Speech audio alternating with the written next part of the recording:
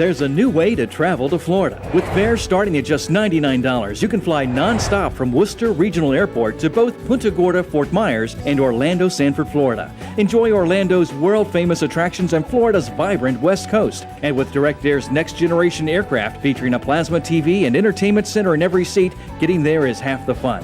For more information on Direct Air's low fares and non-stop flights to Florida, call 877-432-DIRECT or book online at visitdirectair.com.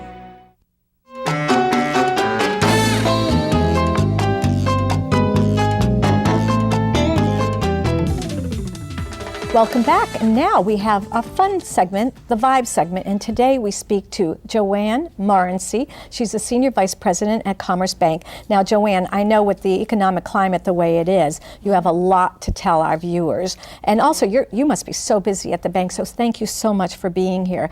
Now, tell us a little bit about, maybe just give us a little flavor of really what's happening with the economy. Right. Thank you, first of all, for having us here today.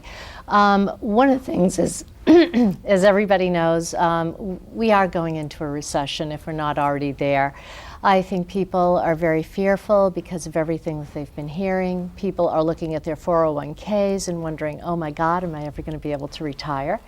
And one of the things that I did want to assure people, we've gone through this before, and this too will end. But what do we do in the meantime to survive this time and keep our sanity? You know, I've been doing some reading, and doctors are saying there's a lot more stress out there. And one of the reasons is that people don't feel they're in control of what's going on around them. And when you're out of control, you tend to panic and you tend to be fearful. And combine that with going into the holiday season, which for all of us is a time of giving, whether we're giving to our charities, our family, our friends, and how do we handle all of that? And how do we come out of it feeling good about ourselves, our money, feeling in control? And so I think that's where we are today. One of the things I think for people to feel in control is they have to look at their finances and probably have a budget so they know where they are today. All of us know basically how much money we have coming in every month, and so then we have to look at how much money is going out every month. All of us need to look at our housing costs. I mean, we all have to live somewhere, and whether it's our rental payment, our mortgage payment, we'll have to put that down. We have to look at our utilities, our heating costs. We have to look at food for our family. A lot of people have car loans out there, and you need your car to get to work. So once you put down and budget all your essentials, you can look at how much money do I have left over after I do all of that. And one of the things people should also be looking at is setting some money aside. You know, people are concerned about jobs. Mm-hmm. And everybody said you should have at least 6 months of money set aside that you can live should something happen, because most people can recoup, probably find another job within that period of time. So one of the things that you said is that first of all, this is a cycle that we've been through before. That's right. And even if maybe you haven't lived through one, I know I've lived through one, our parents lived through one, and so it too shall pass. Let's remember that. The second thing is, when there's a crunch, then we should get into crunch mode instead of being panicked and fearful. And one of the ways that you said it is, I have a spreadsheet that I set up, and it's an elaborate one, and it's got the formulas, and I know my income and I know what's going out, and I do it by a weekly cash flow. Right. Now, on good times, I barely look at it. I put a little note here, I reconcile it, but now I am seriously sitting down with that because some things are coming ahead, and I don't want to have a Grinch Christmas or holiday. Right. And that was a really good way to put it. And maybe what we need to also do is rethink the giving that we do at Christmas. Right. Instead of buying elaborate gifts that get discarded shortly after being unwrapped, it's take little pockets of money and give it. And then another thing you did say to me when we were talking before was possibly no credit cards, maybe not use credit cards. Well, one of the things that first of all, when you find out how much money that you do have expendable cash, look at your list of people or charities that you want to give to. And then you're going to really look at allocating that portion of money. It may not be as much as you had the year before, but you can be creative in your gift giving. It's wonderful to sometimes just make presents, bake. We've done all that before.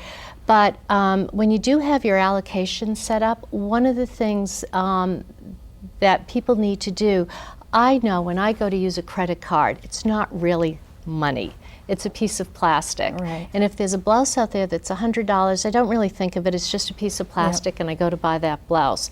If I am out there counting out $100 or using my debit card, I really think twice about the cost of something. And so what credit cards do is it kind of gives us this A false illusion. a very false illusion of where we're going and how much cash we can spend. So we recommend that people use their debit cards. They're and safe. cash. You don't have to carry around cash, and the money is there in your account so that you're not overextending yourself. That's so great. Joanne, thank you so much. This information has been so informative, and I know, as I said, people are fearful. And one of the main points we just made today is don't panic, don't be afraid, just go with it. You know, we're grown-ups, you know, we're not kids. And one of the things you'll find too, I've been reading, and a lot of stores are doing layaway right now, and a lot of people are taking advantage of that, because they'll come in and make, let's say, their 2 to 3 payments, and when they pick it up at Christmas, that's it. They've paid for it. That's and one of great. the things we don't want people to do in January is all of a sudden get these credit card bills, probably beyond the budget that they would have assigned if they had really done their budget. And on top of that, if you can't pay for it at that time, then you're incurring an interest fee. So these are great.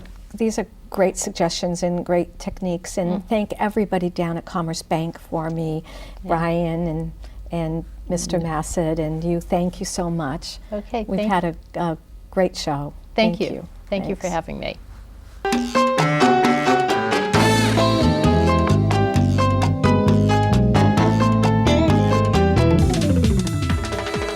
Follow your passion for luxury with City Living Magazine, the premier luxury lifestyle magazine for Central Massachusetts.